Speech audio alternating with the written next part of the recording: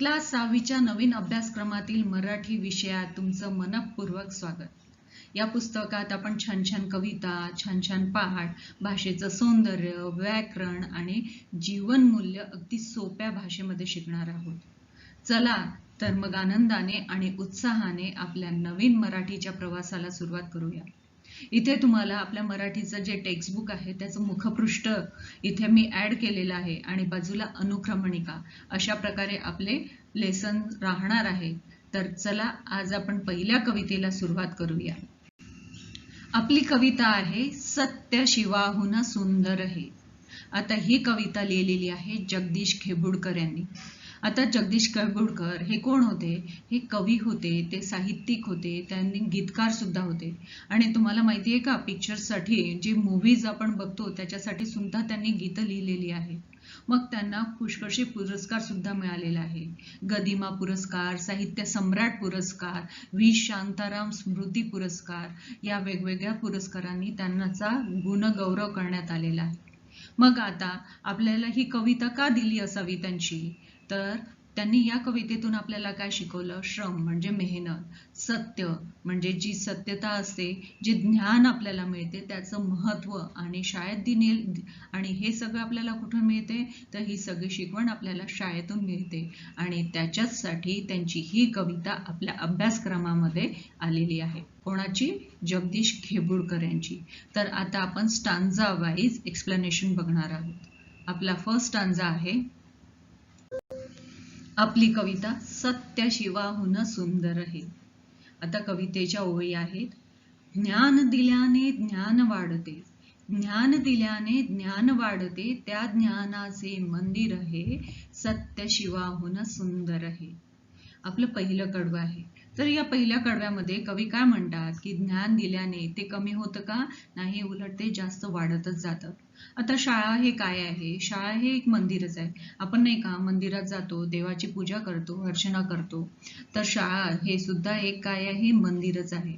आणि या मंदिरात आपल्याला काय मिळते? तर या मंदिरामध्ये आपल्याला सत्य, चांगुलपणा, चांगले विचार हे शिकायला मिळतात. म्हणूनच शाळा ही खूप सुंदर आणि पवित्र अशी जागा आहे. सत्य शिवाहुन सुंदर हे म्हणजे शाळा खूप पवित्र आणि सुंदर स्थान आहे. आता आपल्याला एक म्हणजे ज्ञान दिल्याने कमी होतं का? नाही, ज्ञान दिल्याने ते वाढतच जाते. आता एक उदाहरण, रोजच्या जीवनातलं आपलं उदाहरण घेऊ की तुम्हाला तुमच्या मित्राला किंवा मैत्रिणीला तुमचा एखादा गणित हा विषय कठीण जात असेल आणि तुम्हाला तो सोपा जातो बरं का. मग त्यावेळेला तुम्ही काय करता की आपल्या मित्रमैत्रिणीला एखादं गणित नाही समजलं तर त्यावेळेला तुम्ही काय करता की ते त्यांना समजावून सांगता. मग कशा वेळेला काय होणार? त्यावेळेला तुमच्या मित्रांना सुद्धा मदत होणार, कारण की ते तुम्ही समजून सांगितलेलं आहे म्हणून त्यांना ती मदत होईल. आणि याच्यामुळे काय होईल? तुम्ही जे गणित समजून सांगितलं ते अगदी आणखीन तुमच्या डोक्यामध्ये पक्क बसणार, तुम्हाला आणखीन ते चांगल्या प्रकारे लक्षात येणार आहे. म्हणून म्हटलं आहे ज्ञान दिल्याने ज्ञान वाढते, ज्ञानाचे मंदिर आहे. म्हणजे हे असं मंदिर आहे की जिथे वाढल्याने कमी होतं का? नाही, ते अधिकच वाढत जातं. तर आता दुसऱ्या लाईन आहे आपल्या. इथे मोल ना दामाचे, मोती होतील घामाचे. इथे मोल ना दामाचे, मोती होतील घामाचे, सरस्वतीच्या प्रेमाचे प्रतीक सत्य शुभंकर आहे. आता इथे कवी काय म्हणतात की शाळेत श्रीमंतपेक्षा मेहनतीला जास्त महत्व आहे. शाळेमध्ये असं काही भेदभाव होत नाही की गरीब श्रीमंत असं काही भेदभाव होत नाही. तर इथे जो मेहनत करतो त्याला खूप महत्व दिलं जातं. मग आता तुम्ही इथे येता, नवीन नवीन गोष्टी शिकता, चांगले चांगले विचार शिकता. मग त्या घामाचं, त्याचं तुम्हाला थेंब म्हणजे त्याचं तुमच्या मेहनतीने जो घाम गाळता, म्हणजेच इथे जे कष्ट करता, जी मेहनत घेता, त्याचं फळ तुम्हाला नक्कीच मिळते. मग आपली शिक्षणाची देवता कोण आहे? सरस्वती आहे ना. सरस्वती देवी ही काय करते? आपला आशीर्वाद मुलांवर दाखवते आणि ती आपल्या जी मुलं मेहनत करतात, चांगल्या प्रकारे अभ्यास करतात, त्यांना त्यांचं फळ ही देतेच.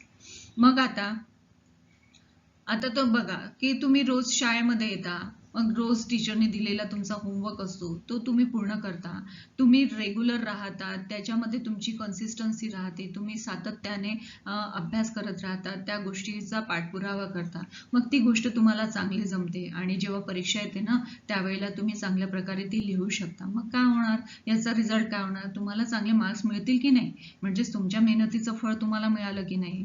म्हणजेच इथे काय म्हणते, सरस्वतीच्या प्रेमाचे म्हणजेच देवी सरस्वती जी विद्येची देवता आहे ती आपल्याला नक्कीच फळ देते, हे याचा अर्थ झाला. तिसरं आपलं कडवं आहे, चिरा चिरा हा घडवावा, कळस कीर्तीचा चढवावा. चिरा चिरा हा घडवावा, कळस कीर्तीचा चढवावा, अजानी तो पडवावा, थेंब आम्ही नवसागर हे. आता इथे कवी काय म्हणतात की व्यक्तींनी म्हणजे विद्यार्थ्यांनी स्वतःचं व्यक्तिमत्व, स्वतःची कीर्ती ही हळूहळू घडत असते. एकदम घडेल का, प्रत्येकाचं व्यक्तिमत्व हे हळूहळूच घडत असतं. मग ते कसं घडतं, मग आपण सुरुवातीला मेहनत करतो, त्याच्यासाठी प्रयत्न करतो, सुरुवातीला आपल्याला ते जमत नाही पण आपण करता करता प्रयत्न करता करता ते आपल्याला जमायला लागतं. मग आपल्या जवळचं जे अज्ञान असतं ते दूर करून आपण ज्ञान मिळवतो आणि प्रत्येक विद्यार्थी हा काय करतो, छोटा थेंब नसून तो भविष्यात होणारा मोठा सागर असतो. म्हणजे याचा अर्थ काय, आता बघा की आपण कुठलीही गोष्ट एकदम आपल्याला जमणार का, नाही, त्याच्यासाठी आपल्याला रोज थोडा थोडा प्रयत्न करावा लागणार आहे. मग थोडे थोडे प्रयत्न करता करता ती आपल्याला चांगल्या प्रकारे जमेल. आता मी याच्यासाठी एक तुम्हाला चांगलं एक उदाहरण देते. बघा, आपण लहान बाळाला नाही बघितलं का, लहान बाळ काय करतो की त्याला सुरुवातीला चालता नाही येत, मग तो चालताना सुरुवातीला उभा राहतो, उभा राहण्याचा प्रयत्न करतो, धडपडतो, पडतो, पण त्याला लागतं सुद्धा, पण तो उभं राहण्याचं चालण्याचे प्रयत्न सोडून देतो का, नाही. अशा वेळेला तो काय करतो, पुन्हा पुन्हा ते प्रयत्न करत राहतो, पुन्हा प्रॅक्टिस करतो आणि मग एक दिवस असा येतं की तो दुडू धावायला लागतो. असंच आपण रोजच्या जीवनामध्ये आपल्या शाळेमध्ये जो होमवर्क दिलेला आहे, जो अभ्यास दिलेला आहे, जो आपल्याला जमत नाही त्याचा आपण थोडा थोडा थोडा अभ्यास करत गेला, मग काय होणार की जेव्हा वर्ष संपेल, जेव्हा आपली एक्झामची वेळ येईल तेव्हा आपल्याला रोज त्याची रिव्हिजन करत करत प्रॅक्टिस करत करत आपण इतके एक्सपर्ट बनून जाऊ की त्याचं डेफिनेटली आपल्याला फळ हे मिळणारच आहे, म्हणजेच आपल्याला मोठं यश हे मिळणारच आहे. म्हणजे त्यावेळेला आपण एक थेंब राहू का, नाही. कवी म्हणते की आपण कसं एक महासागरासारखं मोठं असं एक महासागर बनू की ज्याच्यामध्ये आपला ज्ञानाचा वाटा खूप हा वाढलेला राहणार आहे. आता चौथं आणि शेवटचं कडवं, त्यागाला या नाव नसे, त्यागाला या नाव नसे, पुण्यवान हा देश असे, कल्पतरू हा उभा दिसे, त्या छायेतील मंदिर आहे.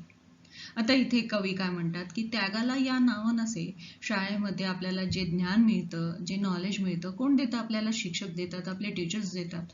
मग त्यांच्या त्यागाला, त्यांच्या मेहनतीला काय आहे की या नाव नसे, पुण्यवान हा देश असे, म्हणजे त्यांनी कोणत्याही अपेक्षेशिवाय निस्वार्थपणे ते आपल्याला जी शिकवण देत असतात, त्यामुळे आपला देश काय बनला आहे, पुण्यवान बनलेला आहे. कल्पतरू हा उभा दिसे, कल्पतरू हा दिसे, कल्पतरू म्हणजे काय, असं झाड की जी आपली इच्छा आकांक्षा पूर्ण करते. मग शाळा हे काय आहे, कल्पतरू सारखं की जिथे आपले इच्छा आकांक्षा आपले स्वप्न हे पूर्ण होत असतात. इथे येऊन आपण आपल्या आयुष्यासाठी, आपल्या भविष्यासाठी आपण स्वप्न बघत असतो आणि ते स्वप्न खरं करण्याचं स्थान कोणतं आहे, शाळा आहे, त्या छायेतील मंदिर आहे. आणि शाळा काय आहे, त्या छायेतील मंदिर आहे जिथे आपले स्वप्न, आपल्या आकांक्षा, आपल्या इच्छा पूर्ण होत असतात. इथे कवी आपल्याला काय शिकवतात की शाळेमध्ये आपण काय शिकलेलो आहे की शाळा काय आहे, ज्ञानाचं मंदिर आहे. मग आपल्याला इथे येऊन काय करायचं असते, मेहनत करायची असते, आपल्याला प्रामाणिकपणे चांगला अभ्यास करायचा असतो, आपल्याजवळ इथे चांगले संस्कार सुद्धा घडत असतात. मग आपण हे संस्कार आत्मसात करून आपल्यामध्ये जे अज्ञान आहे त्या अज्ञानाला दूर सारून प्रत्येक विद्यार्थी समोर जाण्याचा प्रयत्न करतो आणि या प्रयत्नांमुळेच काय होते की हे कल्पतरूसारखं एका वृक्षासारखं आपल्या इच्छा आकांक्षा पूर्ण करण्याचं स्थान बनतं. किती छान कविता कवींनी सांगितलेली आहे. म्हणजे शाळेला त्यांनी एक मंदिर याची उपमा दिलेली आहे. मंदिरापेक्षा मोठं श्रेष्ठ स्थानच नाही आणि त्यांनी शिक्षणाला, त्यांनी आपल्या शाळेला एवढं मोठं स्थान दिलेलं आहे आणि आपल्याला जे ज्ञान मिळते त्या ज्ञानाचा आपण आपल्या जीवनामध्ये आपल्या व्यक्तिमत्व घडवण्यासाठी आपण कसा उपयोग करायचा इथे कवीने समजून सांगितलं आहे. तर मित्रांनो, तुम्हाला ही कविता कशी वाटली मला कमेंटमध्ये जरूर कळवा आणि माझ्या व्हिडिओला लाईक, शेअर आणि सबस्क्राईब करायचं विसरू नका. थँक्यू.